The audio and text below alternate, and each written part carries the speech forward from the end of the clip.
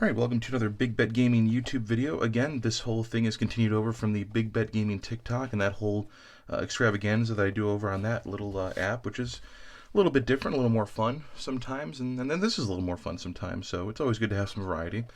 Anyways, I did a review on this. Not a review, I just had it from the collection episode on my Big Bet Gaming channel on TikTok a while ago. And I said I would try it out and see how it played and see how it worked. Well, I didn't really get a chance to do that for a while.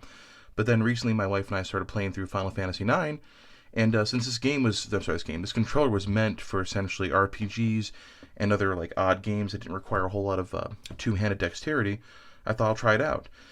Nice thing was I actually really enjoyed this. I liked it a lot. It's a really interesting design. It's quite meaty though, so actually before we go into what I like and what I don't like about it, let's look at the actual controller itself, which is over here. So this is what it looks like. I can't really give you any indication of the size of it except measuring it, but it is quite a meaty, thick controller here. You can see it's very, very, I guess you can say deep in the back.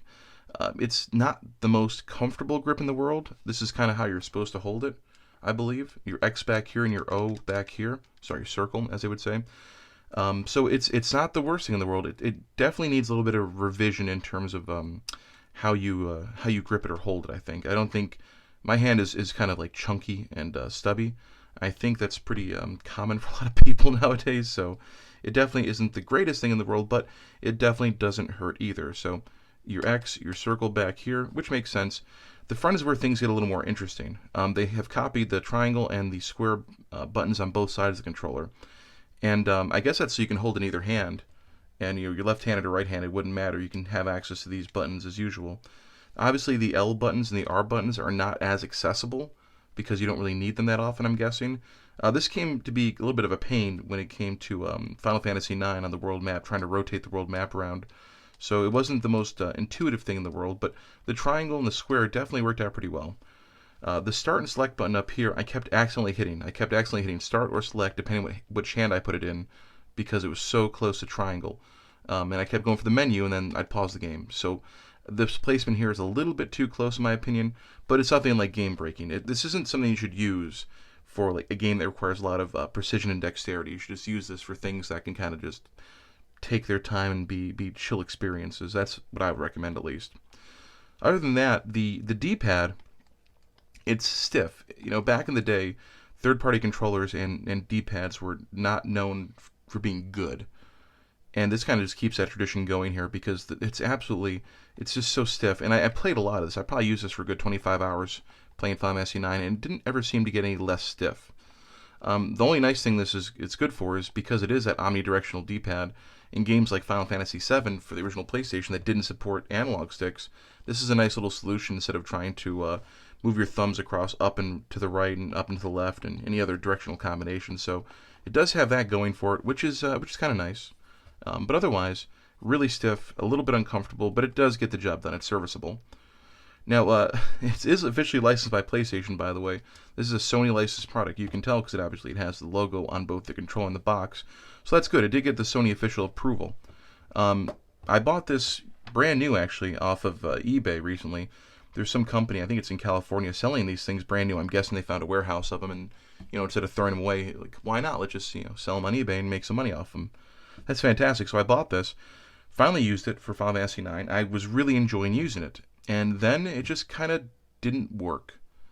I don't know what happened. I haven't taken it apart to look inside yet, but we were going to play our Final Fantasy IX for the live stream the one night, and it just kind of stopped working. The X button was the first thing to go, and then the D-pad didn't want to work, and I don't know what happened. We didn't smack it into anything. We didn't abuse it, and it looks pretty much brand new still, oddly enough. There's really not a whole lot of damage. There's some I don't know, my grease from my hands back there, but I don't know what happened. It didn't seem like it was poorly built. It still doesn't seem like it's poorly built. It's pretty solid, actually, for being a third-party controller, but it just doesn't want to work anymore. I don't know why.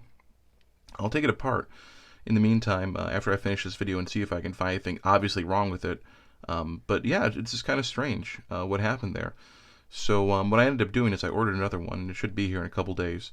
because I really do like this, and that's what I want to talk about for a second. I really actually enjoy this controller.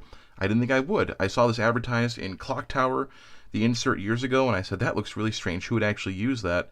As an adult who likes to sit on the couch and relax and chill and have something to eat or drink while you're playing, the one-handed controller is a godsend, especially for an RPG, a JRPG, that needs, not a lot of precision, but just a lot of time investment.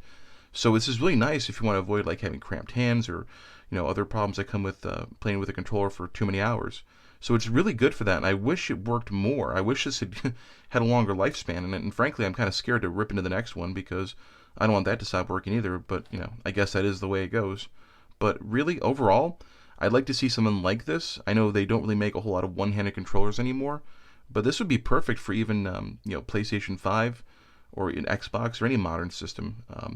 I think the Switch is somewhere like that because it has the breakaway controllers that can be held one-handed, and that's awesome. Or they can be split apart. So I do like that. I like that a lot. I like the ability to have your hands apart from each other while you're playing games. And not a lot of people are doing that. Not a lot of companies make that. I guess Nintendo will be the only one. So, anyways, I'm just rambling at this point. I really like the ASCII grip. I really like this controller. I wish that it had worked for longer, and I'm hoping that I can find out what's wrong with it and that it's an easy fix because it's really nice for what it is. And you just don't really see it like this anymore. So, anyways, just a little oddity. I thought I'd fill people in on it and see if they want to know more about it. And that's all I can really tell you. So, hope you enjoyed that. See you in the next one.